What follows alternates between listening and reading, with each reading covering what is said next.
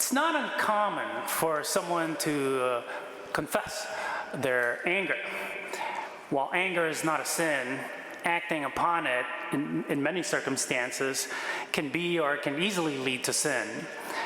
You see, it is how we use the energy generated by our anger that matters.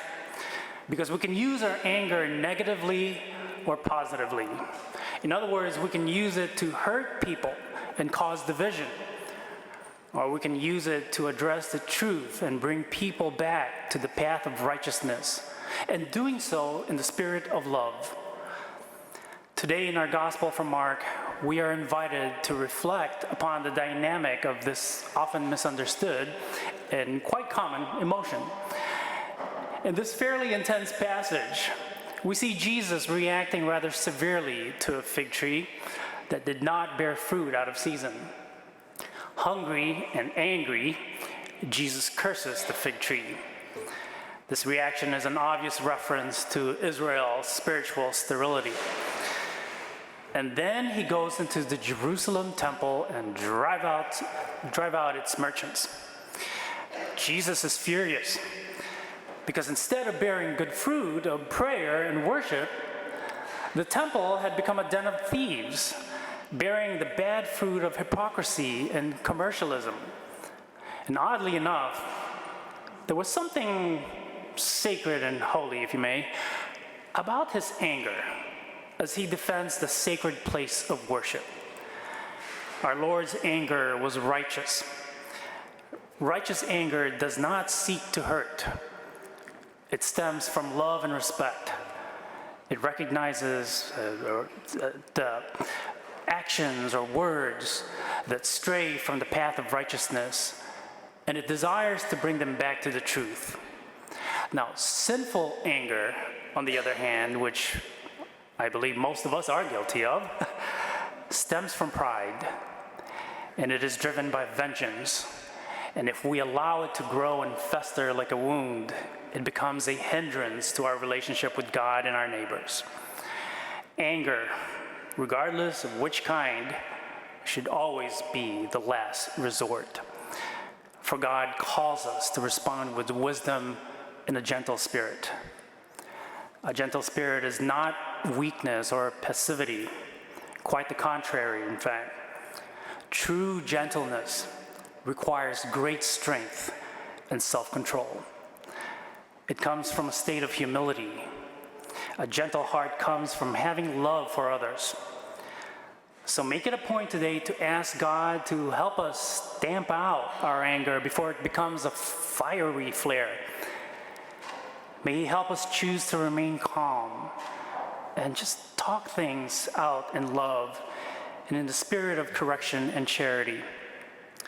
A great saint once said, "Nothing is so strong as gentleness, nothing so gentle as real strength." Now, as we all know, we're here for a very special celebration. And speaking of gentleness and love and respect and all that good stuff, I have to tell you something real quick. Many of you know I came here 3 years ago at the height of the pandemic. No fanfare or anything. No, nothing, really. No, I had very little or no contact with people, largely because of the physical restrictions that were placed upon us during the terrible time of the pandemic, two-year period. So it just was not what I expected it to be. But there was one person who took the time out to meet the new priest. And she's sitting right here in the front pew. Sally, I'm forever grateful for the time that you took to meet with me, to meet me, and to try to get to know me. We sat down in the rectory and we had quite a long talk. And I'd have to say, you were like a one-woman welcome committee because you painted,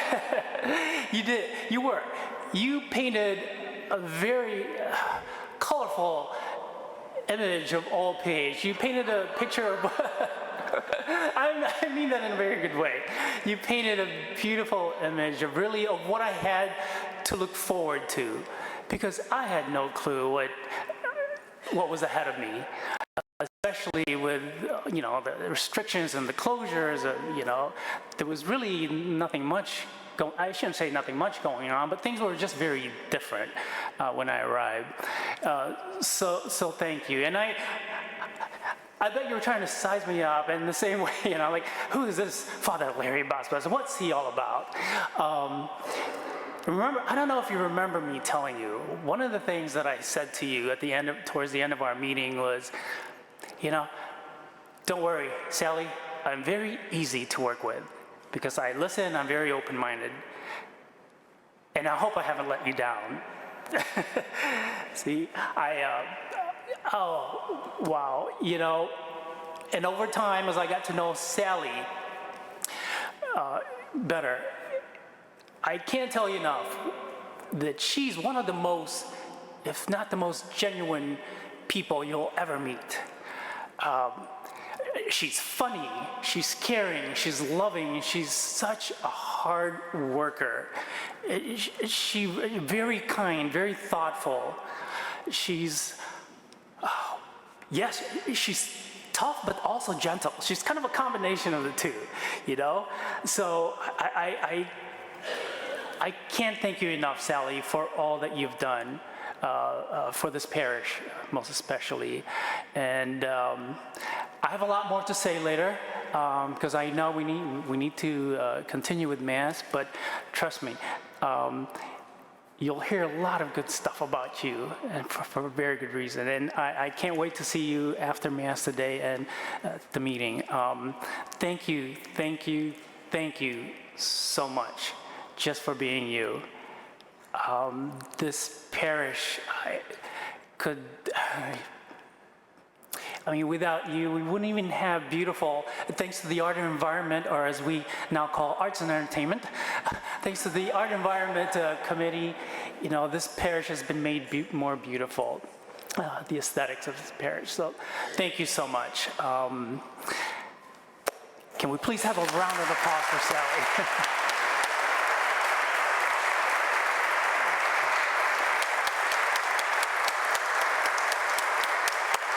Yeah, and I know it's one last thing. I know it's been a tough journey for you, but know that you have the love and support of all the people of all PH, and especially me. I love you.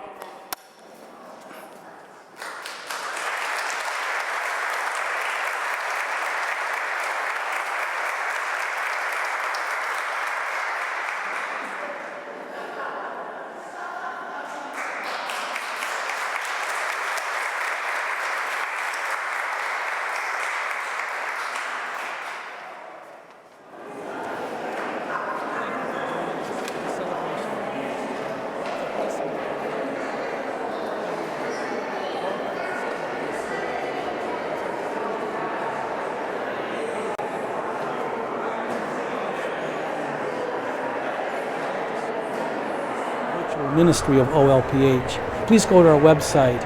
You can support this ministry by going to Give Central so that we can continue to broadcast the liturgy each and every week. Thank you for your support. Most of all, thank you for joining us today. God bless you. Greetings from OLPH.